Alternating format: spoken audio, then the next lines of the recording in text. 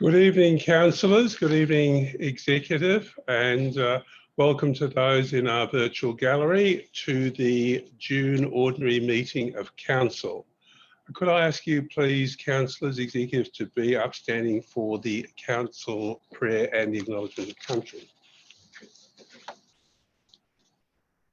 I would like to acknowledge that we are meeting on the country of the Dja Dja Wurrung. We acknowledge the traditional owners of the area and their forebears. We acknowledge their living culture and their unique role in the life of the region. I pay my respects to their elders past, present and emerging. Almighty God, we ask you to be present in this council, direct and guide our deliberations. We ask you to grant us wisdom and sensitivity as we deal with the business of our Shire. May each decision that we make advance the well-being of all our residents. This we pray. Amen. Thank you, councillors, and again, welcome everyone. Now, for those in our virtual gallery, we have had some problems with our audio equipment tonight, so we're making do. We hope you'll be able to hear us clearly enough, but these things do happen. We'll do our best. I think we're welcome to everyone. I think we're a full house. No apologies. And no leave of absence. Disclosures of conflict of interest, councillors. Mr. Mayor, I have a disclosure on 8.7. Local roads and community infrastructure funding progress update. Part of it relates to contract which I run.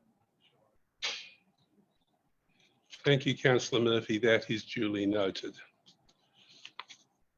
Any other conflicts? No, if not, we'll proceed with the confirmation of the minutes. Now, councillors, as we've noted beforehand, there is a bit of a typographical error there that councillors who were indeed apologies and absent are noted as also being there at the same time, which would be a bit of an impossibility. So we've made that correction. In fact, there were two absences. We've made that correction. So with that, any other changes, councillors? If not, we'll confirm those with the minutes of the May ordinary meeting of council. There are no minutes of delegated advisory committees, no petitions. So let's move straight to officers' report, section 8, and item 8.1, the May financial report. Councillor seeking a motion. Councillor Murphy, you've recovered from your cough. Yes, your motion, Councillor Murphy. Do we do the council receives and notes the attached financial report for the period to the 31st of May 2022. Council notes and updates to the year forecast an operating surplus of 7.5 million and capital works program of 15.4 million. Thank you very much, Councillor Murphy. A second to that motion. Thank you, Councillor Lovett. Councillor Murphy, inviting you to talk to the motion, please. I talked to these motions. This is the 11th one for the year. Guinness Book of Records coming up.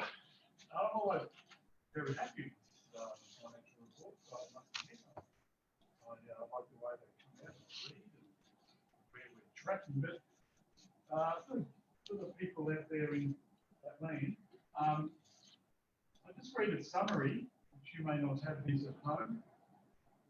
And the income statement is tracking ahead of budget for the 11 months to the 31st of May 22. This relates to the recognition of previously received grants as well as the rate notices being issued. This is forecast to reduce with the end of the year account. This is good. The balance sheet remains strong with a strong cash position. The cash is anticipated to be drawn down on as the capital works program. The capital works statement is showing a spend of 7.3 million.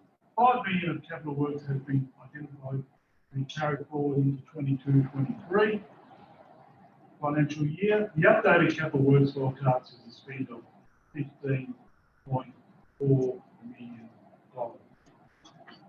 Whilst this financial report is good, it's a good indication of where we are. It also relates that we are in a very tight situation, and as the budget comes up later on, it's very tight. So each month is tight, and it's really hard work by the General Manager, Nick, and his team to get this right and make this an actual report that I can read. And if I can read it, it's pretty straightforward. So, and I like reading financial reports. And as I look through it, it just keeps going on from the month before and the month before, and you can understand where we come from and where we're going. That's what I like about it. Not giving us anything that we have to really jump up and look at. I've gone through this again and again over the last, how long we've been here, 18 months. So I'm pretty happy to recommend it. Thank you very much, Councillor Murphy. Councillor Lovett? Thanks, Mr Mayor. There's nothing further I could add to Councillor Murphy's erudite report. He was on a roll there, definitely. Thanks, Councillor Lovett. Any other councillors? Not, I'll put the motion. All those in favour? Carried. Item 8.2, the Rating and Revenue Plan 22-23 update. Councillor seeking a motion. Thank you, Councillor Sproul. Thank you, Mr Mayor. I move that Council receives and notes the amendments to the attached Rating and Revenue Plan for 2022-2023 financial year and adopts the updated Rating and Revenue Plan. Thank you, Councillor Sproul. A seconder. Thank you, Councillor Long. Councillor Sproul. Thank you, through the Mayor. Rates. This is one of those things that everybody hates, but it's one of those 3 R's that apparently we should stick to. Rate capping adds another dimension of complexity to how rates are calculated out. Last year was a 1.5% increase, whereas this next year it has been set to 1.75%. This is set by the state government as part of their Fair Go rate system, which is designed to help reduce the cost of living for ratepayers. This is welcomed as a ratepayer, but the tricky part is that 1.75% is based loosely on CPI, which stands for Consumer Price Index. This is a measure of inflation and includes categories of household expenditure. Unfortunately, council is not a household, so the costs associated with CPI aren't all that relevant. Council's costs increased more than the rate cap last year, and I suspect, given the current situation, that trend will continue this year. Municipal rates make up around 40% of council income, so I guess that's kind of an explanation as to why council is adopting the 1.75% increase in full. I recognise this may be difficult for some households and encourage anyone with concerns of financial hardship, please contact the Shire early to enable planning going forwards and to help ease any financial stress. Anyway, the 1.75% cap applies to the overall sum of rates revenues, not an individual's bill amount. It's then up to staff to try and balance the increase of the overall rates with our rating strategy and the guides within that document. It's commonly thought that as property prices rise, council end up with a financial windfall. This isn't the case, as when property values increase, the cents in the dollar charged to the properties decrease to maintain that overall price cap. As the report states, there are 2 areas were conflicting with the rating strategy when trying to do this. The rate shock policy, which states that individual rates won't increase by more than 10% in 1 year, and the differential value between properties, in this case vacant land in both Maryborough and other. The rating strategy has a differential of 150% for vacant land. This means that a vacant lot would be charged an additional 50% over and above that of a residential lot of equal value. This in part is to discourage the holding of residential land without development. Whilst this percentage jump for vacant land may seem quite large at 65% and 35%, this again is the size of the overall amount raised from those properties, not individual properties. As the report states, this is mainly due to an increase in the number of vacant land properties with over 40 additional lots in both Maryborough and the other category. The report states this equates to about $37 per year for Maryborough properties and $85 per year for vacant land in other parts of the Shire.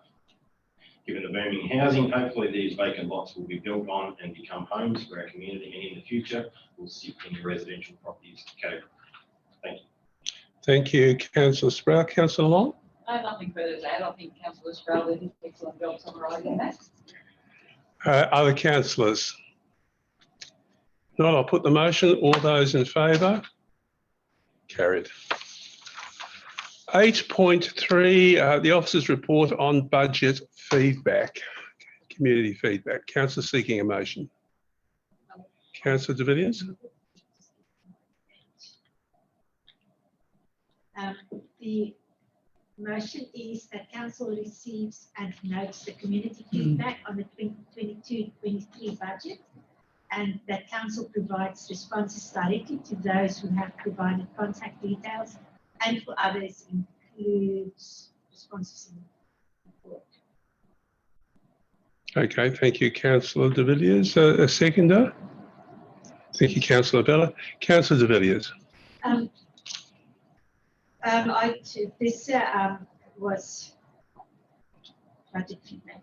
Yep. So the budget feedback is about the responses and submissions council received about the budget. This feedback was presented to us as council, and we had a good look at it, and council officers acted on reasonable requests, and some were not reasonable and were not could not be further. So I would like to commend council workers on presenting this to us, because it was really informative to see what the sentiment is in the community. Thank you, Councillor de Villiers. Councillor Bella. Not much extra. Of the 9 budget feedback submissions received, 4 received additional funds be allocated in the budget for various reasons. 1 request was relating to capital works, location with no financial impact, and a further 4 were requesting clarification of parts of the budget document. Nothing further. Thank you. Thank you, Councillor Bella. Other councillors? I just have a very simple message, build very much on what Councillor de Villiers said. We put a lot of documents, including the budget, out for comments. We listen to those comments. We want those comments, and we consider them very, very carefully. So when we put things out, please respond, because this council listens, cares, and acts as appropriate. I'll put the motion. All those in favour? Carried. The big one, item 8.4, Central Goldfields Shark Council Budget 2022-23. Councillors, before seeking a motion, I might just ask Mr. Smith, there is one correction, small correction we need to make. And Councillor and Mr. Smith, over to you too, if you want to add any other comments by way of introduction, but it's up to you. Thank you, Mr. Mayor. More of just a clarification on page 10 of the document under item 2.2, our growing economy. There's a number of items, initiatives identified at the bottom of the table. Number 4, other initiatives.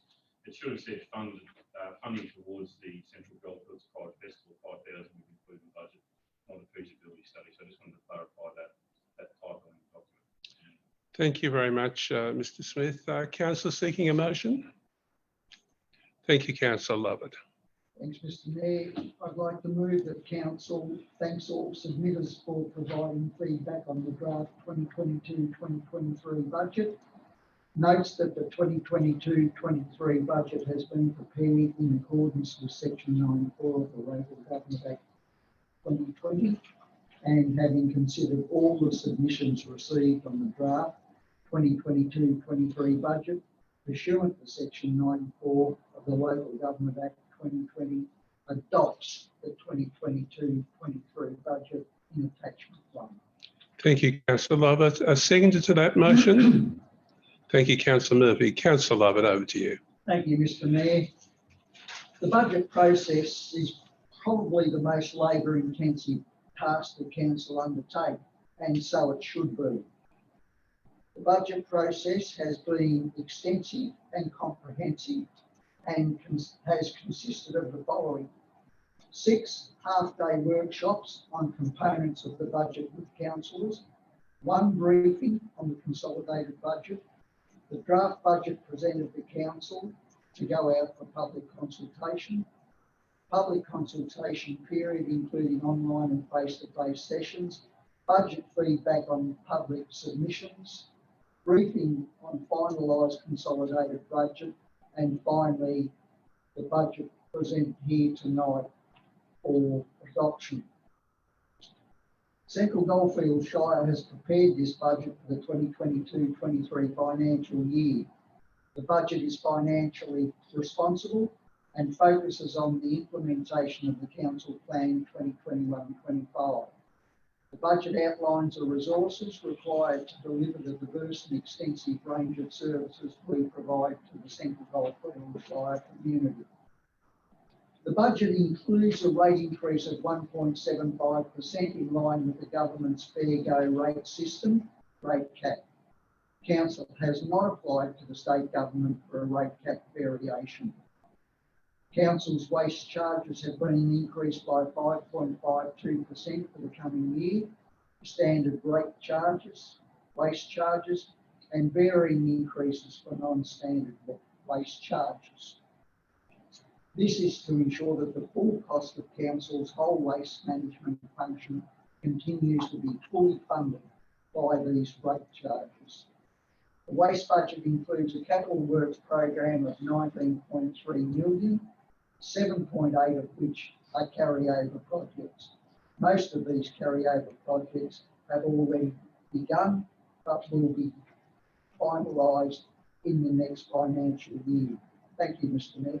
Thank you, Councillor Lovett. Councillor Murphy. Yeah, thank you, Councillor Lovett. I just want to add that, as I said before, in the financial list, the budget is very tight. We're not a big shire, we don't have lots of rate base, so we have to work hard and diligent to work where the money goes and where the grants come from and how to operate the shire. So there's no magic fix to a lot of things. So we have a 1.75% rate increase overall, but obviously as Councillor Sproul noted, it is in different areas. I just want to make sure that the public and the people out there who concern themselves about this, we are doing what we should be doing. Make it a very good fiscal situation with the budget. And we're not spending more than we've got, and we're spending right. Thank you. Thank you, Councillor Murphy. Other councillors? Not, I'll put the motion. All those in favour? Carried. So we have a new budget, 22-23. And we should just acknowledge the amount of work. I mean, it has been months of work. Mr. Smith, you and your team have done a wonderful job, and not easy, but it's been a great job, and thank you for that. Item 8.5, the Central Goldfields Climate Action Plan. Councillor seeking motion, Councillor Sprout. Thank you, Mr. Mayor. I move that Council adopts the Central Goldfields Climate Action Plan 2022 to 2030. Thank you, Councillor Sproul. A seconder. Thank you, Councillor Long. Councillor Sproul, over to you. Thank you, through the Mayor. To say that we can solve climate change issues single-handedly would be ignorant and foolish, but to say that we can't have an effect on climate change would be much the same. Every bit helps regardless of size. There is no claim that the Shire will solve climate change. However, we acknowledge the effect that it has on our Shire and what we can do to help adapt and mitigate the effects of climate change in the future. The Central Goldfields Climate Action Plan is a significant step in ensuring that the Shire plays its part in the global fight against climate change. Depending on the individual, we all have different responses and reactions to the term of climate change. This plan has come together with the input of many people and representatives of organisations, and I thank them because it has been their input and conversation that has made this plan what it is. Individuals and organisations have been doing various things to care for our environment for many years. The plan recognises some of these achievements within its pages. Groups like the Maryborough Climate Action Group, Goldfields Sustainability Group, the Central Victorian Regenerative Farmers Group, and the many community gardens and many more. Companies like True Foods, Cranberries Mitre 10 and Sonac, to name a few as well. Even council with their composting facility was arguably ahead of its time for a shire of this size. Let's not forget to mention the many community members doing so many good things as well. To list some of the achievements as council, let me mention our commitment to purchasing our electricity wholly from renewable energy, Some 70 kilowatts of solar panels installed on council facilities, the introduction of hybrid vehicles to our fleet policy, an electric vehicle charge point at the community hub, and the list goes on. More importantly, this is a community plan. This identifies the risks to our community if we do nothing, but it also identifies the opportunities available to us. These opportunities have the potential to create jobs, provide better lifestyles, and reduce costs for our whole community. Who doesn't want that? There are many actions and initiatives identified in the plan, and our job now is to continually work through them, keep referencing the plan and measure our performance against it. This is not just a static policy. This is a dynamic document with goals attached. The hard work and rewards begin now. The continual support and action from community is key to deliver these future achievements. It is with great pleasure I present this document and really look forward to continuing the work with our community to progress this plan. Thank you to the Jar Jar Wurrung for their welcome message, and thank you to the officers who have spent hours and hours, if not days, sifting through all the group notes and information to compile it together in such a great way. Thank you, Councillor Sproul. Councillor Long. Yes, if I may, through the Mayor. It's been an absolute privilege and a pleasure to have been on the core community group with Councillor Sproul. We were there right from day one, and it's so pleasing to see this report finalised and now before council. And I'd like to reiterate what Councillor Sproul said, the officers that have spent so much time on this, the public engagement, it's just been wonderful. So thank you. Thank you, Councillor Long. Other councillors? You councillors, you both acknowledge the work of the officers on that. I think your role, both of you, in terms of council leadership in that process. I mean, the community's been hugely active in it too, but your role needs to be acknowledged too, and thank you for that. I'll put the motion. All those in favour? Motion is carried. Item 8.6, the Central Goldfields Shire Council Asset Plan. Councillor seeking a motion. Councillor Bella? Over to you for motion. The recommendation is that council adopts the Central Goldfields Shire Council Asset Plan. Thank you, Councillor Bella. A seconder? Thank you, Councillor de Villiers. Councillor Bella. The Local Government Act requires the preparation of the asset plan for the least the next 10 financial years. The purpose of the plan is to formally set out the long-term approach council will follow to manage our assets that contribute towards achieving its strategic direction, in particular its vision and community outcomes. This approach ensures that acceptable levels of service are provided in the most cost-effective and financially sustainable manner. It is essential to note that this council asset plan is our inaugural asset plan, and our aim is to have a sound level of progressive capability of asset management actions in place across the whole of the council.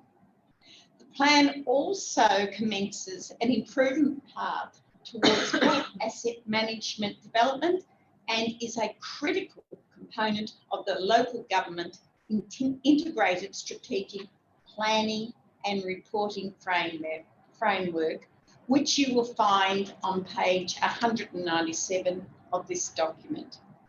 The plan aligns with and augmented to other council planning and reporting documentation, including and not limited to the council plan, the council budget, annual report, as well as other longer-term planning documents, the most vital being community vision and the financial plan.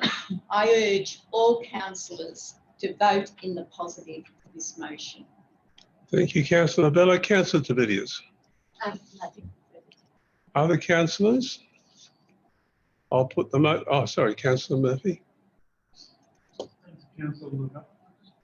Wanted to say that part of this report, and it just reads, risk management. The report addresses council strategic risk, property and assets.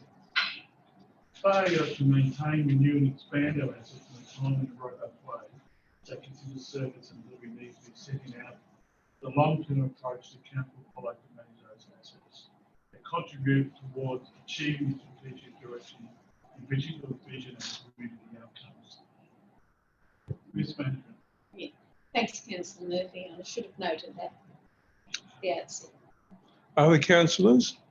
And I'll put the motion. All those in favour? Carried.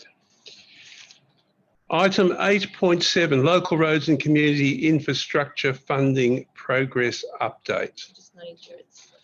Yeah, and note that Councillor Murphy has left the chamber, having declared a conflict of interest at 6:26 p.m. So councillor seeking a motion, Councillor Long. Thank you, Mr. Mayor. I'd like to approve the recommendation that council note the progress update on the local roads and community infrastructure funding for phase 1 and 2 and endorse the project nominations for the local roads and community infrastructure funding for phase 3. Thank you, Councillor Long. A seconder to that. Councillor Sproul, thank you. Councillor Long. Thank you. Through the Mayor. I'm delighted to note the progress update on the local roads and community infrastructure funding for phase 1 and 2 and to further endorse the project nominations for the local roads and community infrastructure funding for phase 3. Council allocated this funding across a range of local community infrastructure projects based on priorities identified in the 8 community plans. These projects will deliver priority local road and community infrastructure projects in order to support jobs and the resilience of local economies to help communities bounce back from the COVID-19 pandemic. As a councillor, I've seen firsthand what a boost these rounds of funding have done to the Shire and my local ward, Flynn Ward. There's been a renewed sense of optimism and engagement, especially in the smaller townships residents who feel that they are now not forgotten about. It's great that the majority of phase 1 and 2 projects allocated through the funding have now been completed. There are still some projects which were committed but were unable to be undertaken in the funding allocated in phase 1 and 2, and these projects have been reallocated in the phase 3 funding. Phase 3 project nominations include Central Goldfields pool upgrades of the Maryborough indoor pool and Talbot and Denali outdoor pools. These are high priority risk areas relating to public safety, staff safety and environmental risks. Further, Central Goldfields community infrastructure and upgrades of the Talbot Town Hall toilets, the Betley Hall shelter, Junac School upgrade and Denali wayfinder signage. An additional project for consideration for inclusion under the phase 3 funding includes a contribution towards the Worsley Cottage structural upgrades project. This is a project that has been allocated $200,000 in Council's 22-23 budget. However, an additional $100,000 is required to allow the appointment of a suitable contractor to undertake the structural building repairs. In conclusion, Mr. Mayor, I would like to acknowledge and thank CEO Ms. Roffey and the many council staff for this momentous amount of work that has been undertaken in the last few years to make these projects become a reality, most of it during the COVID pandemic. I look forward to seeing the worthwhile project in phase 3 completed in the future. Thank you. Thank you, Councillor Long. Councillor Sprout. No, thank you, Mayor. Other councillors? If I can just add by way of comment, the last budget of the federal budget of the previous government had a continuation of this program for 23-24 and 24-25 financial years. Now, the future of that, of course, is uncertain, but certainly council will maintain its advocacy and has already been working with regional partners to try and convince the new government to continue that in some way, because it's just been a godsend quite clearly to us in so many ways. I'll put the motion. All those in favour? Carried. And perhaps we can get Councillor Murphy back in again.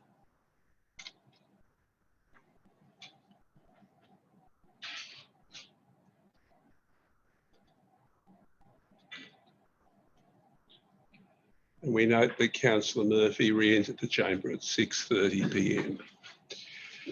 Item 8.8, the Maryborough Retail Recovery Program. Councillor seeking a motion. Councillor Lavella. Yeah, the council adopts the Maryborough Retail Recovery Program and receives a report at a future meeting of council outlining a proposed implementation plan. Thank you, Councillor Vella. A seconder? Thank you, Councillor Lovett. Councillor Vella. Well, the need for new approaches to support the retail sector was identified as a key priority in the Shire's economic development strategy with 4 key and core objectives. Nurturing resilience into the retail sector, identifying gaps in retail provision across the Shire's key townships, better equipping traders to respond to structural changes within the industry, and improving tourist retailing to service visitors. The enormous impacts of the COVID-19 pandemic on the local retail sector have given greater urgency to this priority. Maryborough Retail Recovery Program, Central Goldfields Shire Economics and Hello City were engaged to work together with the community to define a program of ideas and initiatives to help retailers in Maryborough recover from the impacts of COVID, hence have delivered this program through methodology that included background research, field visits, and informal engagements, quantitative analysis, testing, reporting, and delivery phases. Through this process, we have identified 5 characteristics that lie at the heart of Maryborough's retail identity and support why people want to experience the different aspects of Maryborough, either as a place to live, run a business, invest in an asset, or just visit. The core characteristics, we also identify a special quantity of the special qualities within Maryborough that should be protected as our shire evolves and grows, including the factors we should build to stimulate increasing confidence and boost stronger sense of place. The 5 characteristics are listed on page 239 of today's papers. Council officers will review the program's proposed initiatives and develop an implementation plan. It is envisaged that funding the plan will require a mix of council resources, including future budget proposals and external funding. This is a fabulous proposal and will boost our economic development and certainly boost tourism attraction. Thank you. Thank you, Councillor Vella. Councillor Lovett. Thank you, Mr Mayor. Following on from Councillor Vella. In these trying economic times, hard on the heels of 3 years of COVID challenges, along with the growth of inline shopping, new and innovative measures must be tried to assist our retail hospitality sector. In the short term, Council have undertaken a number of responses, and in the longer term, SGSC Economics and Hello have been tasked to define how this can be done. I acknowledge that companies have consulted widely with the community, but my concern, and I have worked with consultants all my working life, they come into town and in the blink of an eye, they think they know it all. For example, on page 256 of the report headed Spatial Analysis, lists the main retail strip being High Street. I wonder what our Nolan Street traders think of this, including the recently reopened multi-million-dollar IGA and the new Toyota dealership that has moved into Nolan Street. Then, in the original draft of this spatial report, Phillips Gardens was described as cluttered, run down, disconnected from higher Nolan streets. I actually wondered if the consultants had actually visited what I consider to be Mirraboro's hidden jewel. How could it be described like that? So we requested that a revised version be done for Phillips Gardens. And it now reads, Phillips Gardens is spatially disconnected from High and Nolan Streets, has key view lines broken by buildings. Spatially disconnected. What a quaint, unintelligible phrase, known only to practitioners. Of course the two are disconnected. They are in different blocks, and that is part of Phillips Gardens' charm. It is separated from the retail sector and has key view lines broken by buildings. Let's look at recent history. From Nolan and Elmer Streets, Phillips Gardens was totally obscured by very large 19th century wooden buildings. From the corner of Elmer and Nolan Streets, Phillips Gardens couldn't be viewed by Walls and Company, which was 2 stories high. In Elmer Street, the view was blocked by Brandon's Hardware Shop and Timber Yard, and also the Women's Comfort Station. Against public opposition, council acquired all these buildings and demolished them. Architects were then chosen with a very simple brief. The new building must celebrate Phillips Gardens by connecting it to Nolan and Elmer Streets and creating a visual aspect. This was achieved spectacularly. The central gallery was specifically designed to create a visual line of sight from the corner of Elmer and Nolan Streets through the gallery to the island in Phillips Gardens. Let us not forget that we as a council have closed off this major public access to the gardens for both visitors and locals alike, as well as no longer utilising this stunning space. And I personally think that's a mistake.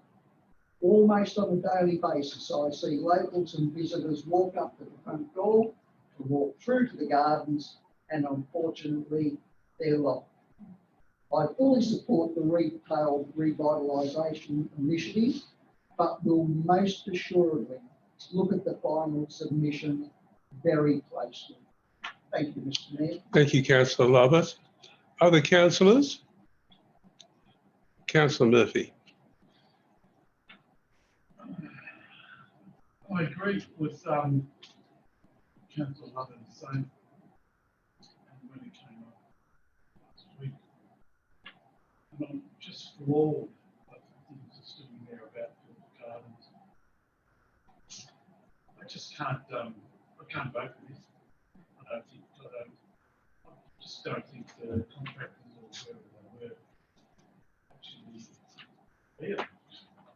I just can't see it. There's too many muddled statements in it for me. And I don't know where it's going to go. And whilst we need the retail program, not having Nolan Street goes also up to the post office. A few new shops, Freddie and George, and new shops in there. Not having that in there. The whole thing doesn't make sense. So we're quick to just say High Street, and it's quick to say, oh, there's offices gone in High Street. And there is people have rented out their shop for offices because it's rent. It's rent. And I don't understand this saying there's too many skills. People renting their things out to offices in High Street. Yes, a retail recovery, but it's flawed. So that's where I'm at. Thank you, Councillor Murphy. Any other councillors? Councillor Lavelle, right of reply. Right of reply. Well, You know, I certainly understand what you're saying, Councillor Lovett and Councillor Murphy, both for and against. You understand Nolan Street possibly more than these people that came in to do the reports, I suspect. But where do we go from here is what I asked. Retail recovery is so vital for our community. You know, they've suffered enough through this COVID. Where do we go from here?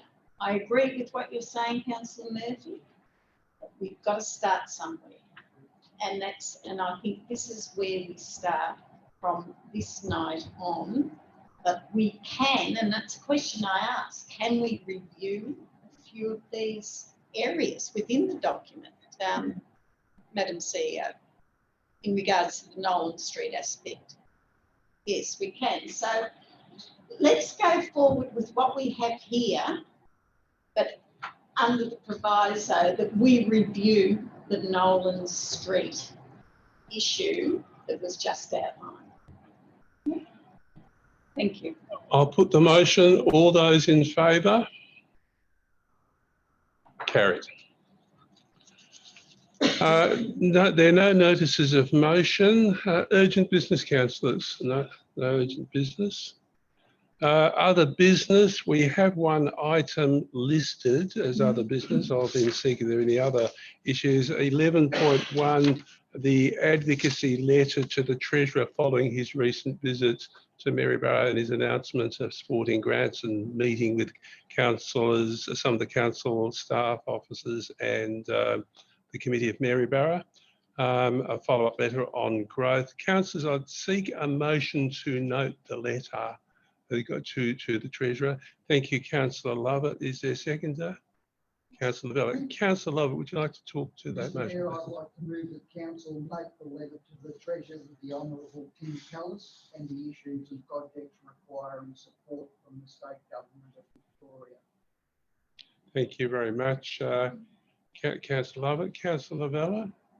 I certainly also like to note, and the issues that we need is opportunities for partnering to create future prosperity, opportunity and wellbeing, Talbot Futures Project, Industrial Employment Precinct, Central Maryborough Development, Maryborough Station Activation Stage 3, digital connectivity, so important. If we want people to work from home, if we want to attract people to our shire, we need digital connectivity. Affordable and social housing, priority. Passenger rail enhancements, a lot of work done there, but we need more, and investment in built heritage. So absolutely fantastic. Thank you, Councillor Lovett. I'm sorry, probably the moving of the motion and the talking to it got a bit muddled up there. Is there anything more you would like to add, Councillor Lovett? I'm sorry about that. I'd just like to thank Councillor Lavella, who is obviously very passionate about this and couldn't hold back and get the words out.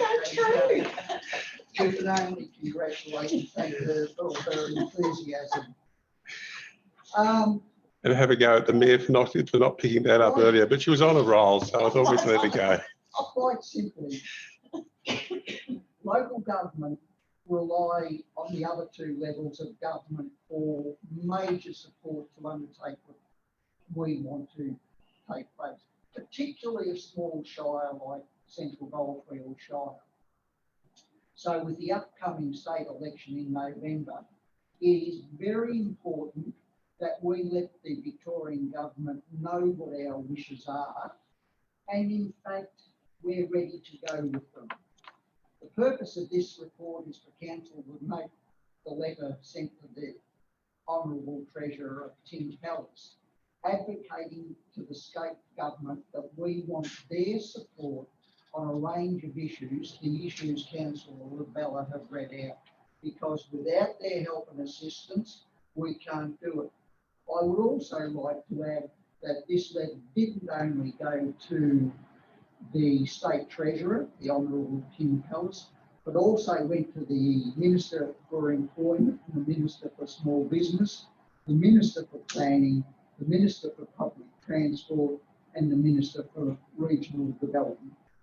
So I would like to thank the Mayor on behalf of the Council for advocating so well to all the power brokers within the state government. Thank you, Mr. Mayor. And thank you, Councillor Thank you, Lovett, Mr. Mayor. for that. I appreciate it. Other councillors? Anyone else wanting to talk to that at all? Yeah, Councillor Long. Through the Mayor. Just reiterating what Councillor Lovett and Councillor Lavella have said. I'm certainly very passionate about getting the big housing build in the Nolly for affordable housing and also the connectivity. I think that's a vital thing for our whole shire. It's not so bad in the major towns, but as soon as you leave the towns, there's pretty much nothing. So yeah, thank you for your letter. Thank you. Other councillors? I'll just add, first of all, we'll have to be, after the weekend's developments, an amended letter to some of those ministers who have all changed that, so weekend, which we're in the process of doing. But I do think there is a fundamental issue that growth, we've talked before, we talked about the budget, Councillor Murphy, Councillor Lovett both spoke about the budget. We know how constrained we are. We know rate capping is here realistically to stay in one form or another. Hopefully we'll continue to do well with advocacy for grants, but we have to grow the pie.